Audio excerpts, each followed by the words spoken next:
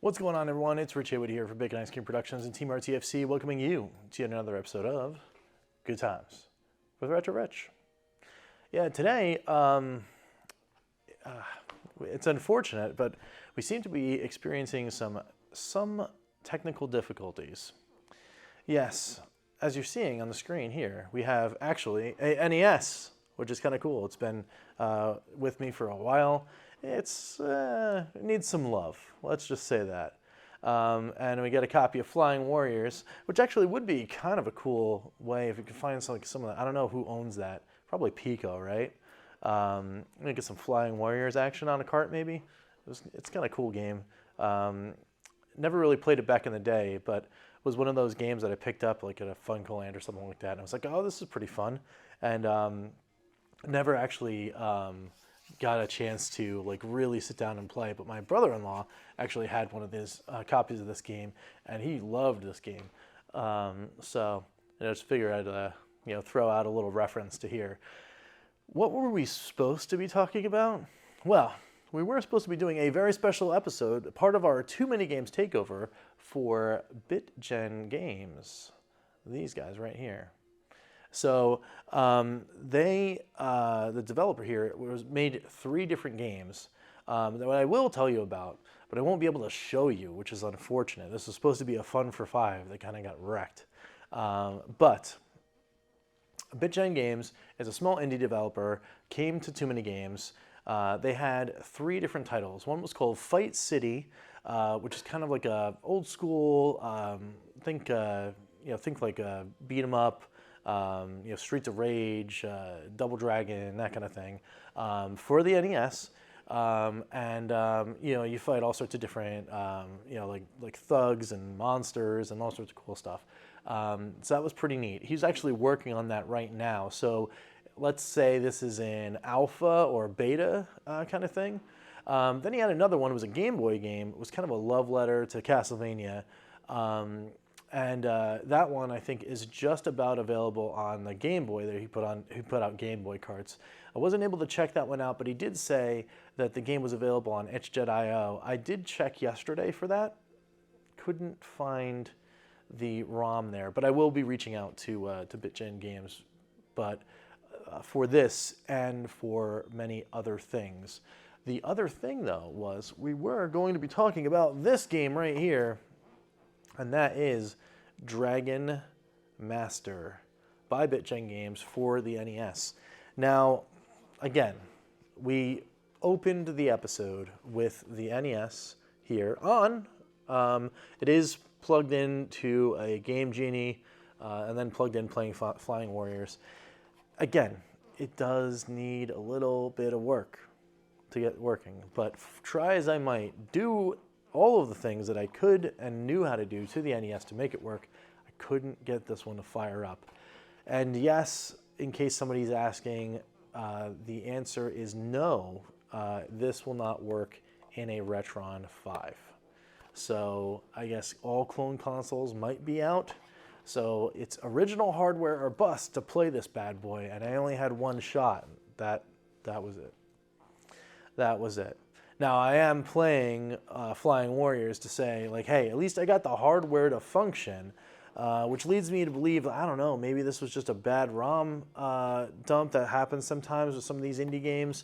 They go to program the ROM, and then the ROM is corrupted, or the cartridge is a little off, so the pin sets are weird. A lot of those things happen on indie games. But it's a bummer, because Dragon Master on the NES is a really fun game. If I was going to give this a score, the fun would totally be found here. This game is pretty awesome. It's got that kind of side-scroll adventure feel. Does have a lot of beat-em-up stuff. Again, kind of like this is more towards the Double Dragon kind of thing. Or maybe even, I don't know, like maybe even like Kung Fu almost. Like it's fast action, but it's platformer. So you're jumping around different levels.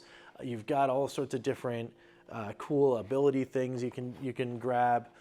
I think you've got there's like a stick or a sword or something like that you have in here. You still have some kind of handheld weapon. You get into the boss fights, and the boss fights are really cool. The sprites look really neat.